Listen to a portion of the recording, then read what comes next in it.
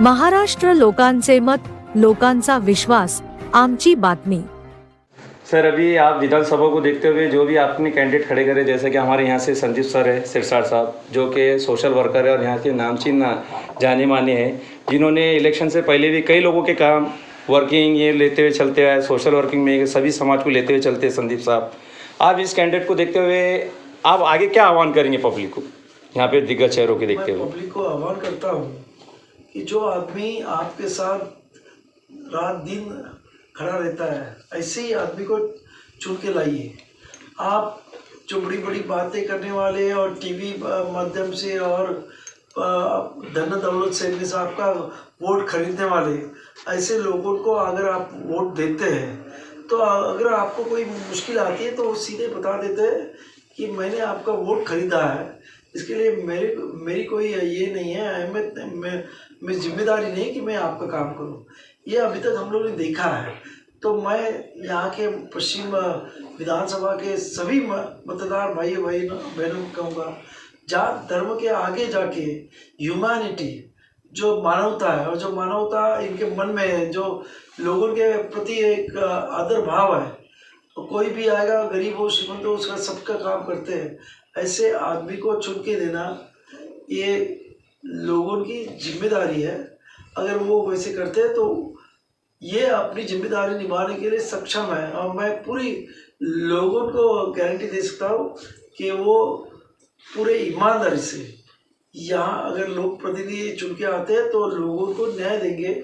यहाँ के बहुत सारे मसले हैं, जैसे पोल्यूशन का है, पानी का है, बहुत में औरंगाबाद सिटी अगर सही मायने में ये सिटी इंटरनेशनल सिटी है कि यहाँ अजंता वेरूला जैसी इंटरनेशनल केव्स है, मगर यहाँ की जो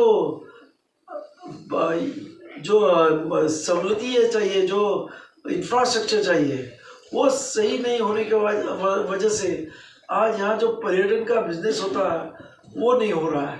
तो ये सब सोच के लोगों ने अपने आने वाले पीढ़ी के लिए और यहाँ का औरंगाबाद का ये चेहरा मोहरा बदलने के लिए संदीप सिरसाट जैसे लोगों को चुन के लाना ये उनकी फर्ज है, ऐसा मैं समझता हूँ।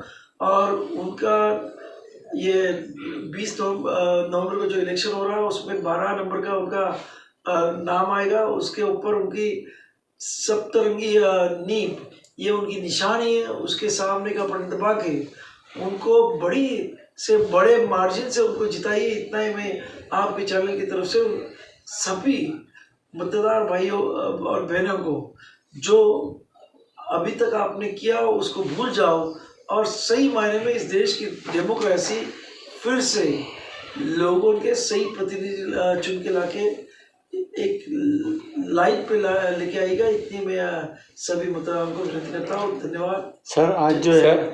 आज जो है तो इलेक्शन के अंदर जो है तो जातिवाद के आधार पर इलेक्शन लड़ा जा रहा है और किसी धर्म के प्रेषित को धार्मिक भावनाओं को भड़काने की कोशिश की जा रही, तो इस पर सर आपकी पार्टी की भूमिका क्या होगी सर? मुझे एक तो पहले बताना चाहिए कि यूपी के सीएम यहाँ आके अगर इकट्ठे नहीं रहेंगे तो कटेंगे, ऐसी बात करते हैं। मेरे समझ में नहीं आता है, इस देश में हम लोग तो पहले से बटे हुए हैं, 2500 साल से बटे हुए हैं। जात धर्म के नाम पे इस देश में लोग पहले से बटे हुए हैं और इसके वजह से ये देश गुलामी में था, काफ़ी हजार वर्षों से गुलामी था। अब भी ये देश 1947 में ये इंडिपेंडेंट हुआ। अब बाबा साहब की संविधान की वजह से आज भी वो एक दिल से एक देश करके यहाँ सभी हम लोग एक साथ रहते हैं। मगर कुछ लोग आपस में हम लोगों जाति के नाम पे, धर्म के नाम पे आपस में लड़ाने की कोशिश कर रहे हैं और ऊपर से हम लोग को वही ये देते हैं कि भाई आप बिखरेंगे तो कटेंगे। तो ये उनकी डबल चाल नीति है, ऐसा मैं समझता हूँ। ये दोहरी है उनका, ये है बिहेवियर है। तो ऐसे बिहेवियर के साथ आप मत जाइएगा। जो सही मायने में जैसे बाबा साहब ने कहा, I am Indian first and last, ऐसे तरीके से लोगों ने इस देश में जीना चाहिए, तो ही ये देश महासत्ता बन सकता है और आपस में कोई किसी प्रकार का जाति धर्म का भेदभाव न होते हुए, जैसे बाबा साहब ने पॉलिटिकली हमें इक्वालिटी प्रदान की है। आज हमारे पंतप्रधान हो, राष्ट्रपति हो, यहाँ का औरंगाबाद का गरीब से गरीब आदमी हो, सबको एक मत बाबा साहब ने दिया। वैसे ही इक्वालिटी ये हमारी सोसाइटी में आएगी तो ये देश का तरक्की कोई रुका नहीं सकता। यही मेरा कहना है। सर, आपकी पार्टी का मुख्य एजेंडा क्या रहेगा सर? मेरे पार्टी का मुख्य एजेंडा ये जो आपने देखा होगा कि बीच में हमारे मराठा समाज के भाई लोग आरक्षण के बारे में आंदोलन करते हैं, उनको गरीब मराठाओं को आरक्षण मिलना चाहिए। ये हमारा पहले से ऐलान है, क्योंकि सभी मराठा समाज में 10% लोग काफ़ी ये है धनदान के है, बाकी सभी लोग ये बेकार किसान है, खेती करते हैं। ऐसे लोगों को मुख्य प्रभाव में लाने के लिए उनको आरक्षण मिलना चाहिए, ये हमारी कड़ी मांग है। फिर जो आज किसान है उनका जो पूरे इंडिया में आंदोलन चल रहा है कि जो वो बेचारे उपजाऊ जो उनकी खेती है उसमें से जो निकलता है उसको सही मायने में दाम नहीं जाता है। और जब यहाँ कुछ खेती में उपजाऊ माल आता है तभी हम लोग वो माल बाहर से भी इंपोर्ट करते हैं और यहाँ के कस्टमरों को सही रेट नहीं देते हैं। तो ये सब जो गलत नीतियाँ यहाँ अपनाई जाती है वो ख़त्म होनी चाहिए, ये हमारा डिमांड है। बहुत सारे देश में जाति अंत की लड़ाई भी यहाँ होनी चाहिए। फिर देश में बाकी जो पानी का मसला है कि मराठवाड़ा में पानी के बारे में बहुत दिक्कत है, औरंगाबाद शहर में जो प्रॉब्लम है, तो पानी का भी सही मायने में इक्वल डिस्ट्रीब्यूशन ये महाराष्ट्र में होना चाहिए हमारे। क्योंकि आज हम देखते हुए कि कहाँ की किधर से कोई धरण में से पानी छोड़ा तो वहाँ के लोग चिल्लम चिल्ली करते हैं, नीचे वालों को पानी नहीं रहता है। तो ये जो दिक्कतें हैं, तो इसके लिए सही मायने में हमारे इसमें प्रॉपर वाटर डिस्ट्रीब्यूशन भी होना चाहिए। उसके लिए एक आयोग महाराष्ट्र में, महाराष्ट्र की वाटर नीति के लिए आयोग होना चाहिए जो अपने राष्ट्रीय लेवल पे है वाटर नीति, वैसे महाराष्ट्र में होना चाहिए। और बहुत सारे मुद्दे हैं जिसके बारे में हम लोग ने एजुकेशन केजी से लेके पीजी तक फ्री होनी चाहिए। और यहाँ जो आज SC ST को स्कॉलरशिप फ्रीशिप नहीं दी जाती है उसके बारे में हम लोग आवाज़ उठा दें। फिर एक न्यू एजुकेशन पॉलिसी है, इसमें आज आप देखते होंगे कि उसमें छोटे बच्चे से लेके बड़े तक अलग अलग सब्जेक्ट में अलग अलग तरीके के कंप्यूटर सब यूज़ किया जाता है। और अगर सही मायने में ये सब सिखाना होगा तो आपको बच्चों से एक्स्ट्रा फ़ी लेनी पड़ती है प्राइवेट में, तो आजकल लाख लाख रुपए की फ़ी है। मगर हमारे गवर्नमेंट के जो ZP के जो स्कूल्स हैं वो अभी बंद किए जा रहे हैं। तो ये बच्चों को बिना एजुकेशन रखने का जो पॉलिसी है वो हम लोग बंद करना चाहते हैं और सबको फ्री में equal type of education, equal sort of education मिलना चाहिए।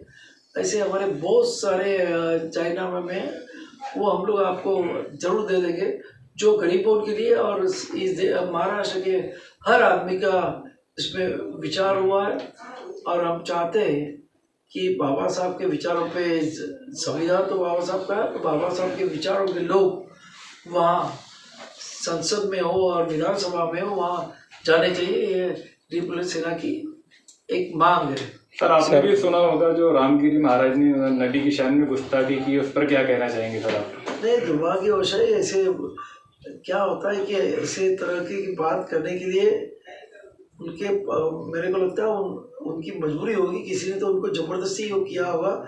इससे इस देश में जो जाति और धर्म के नाम पे दंगे फैलाने का उनका ये काम था, ऐसा मैं समझता हूँ। मगर अभी लोग समझ गए कि दंगे लगाने वाले तो बाजू में रहते हैं, मगर मरने वाले गरीब लोग होते हैं। और इसके लिए आजकल महाराष्ट्र में उतने जाति और धर्म के नाम पे दंगे नहीं हो रहे हैं। सर बेरोजगारी को लेके क्या कहेंगे सर, युवा नई जनरेशन को लेके आज जो पढ़े लिखे रह के भी जॉब नहीं कर पा रहे आज अपने मराठवाड़े के अंदर खास तौर पे? नहीं, देखो ये प्रॉब्लम मराठवाड़ा के पूरे देश का है जी, कि इस देश में जिस तरीके की नीति अपनाई जा रही है, पूरा हम लोग कंप्यूटराइजेशन कर रहे थे, और इसकी वजह से पहले जिस बैंक के एक ब्रांच में 25 लोग लगते थे, वो अभी 5 लोगों पे वो ब्रांच चलती है। और आगे जाके मैं बताऊं कि आर्टिफिशियल इंटेलिजेंस नाम की कंप्यूटर से आगे वाली टेक्नोलॉजी आ रही है, उसमें तो एक ब्रांच में एक आदमी काफ़ी हो जाएगा।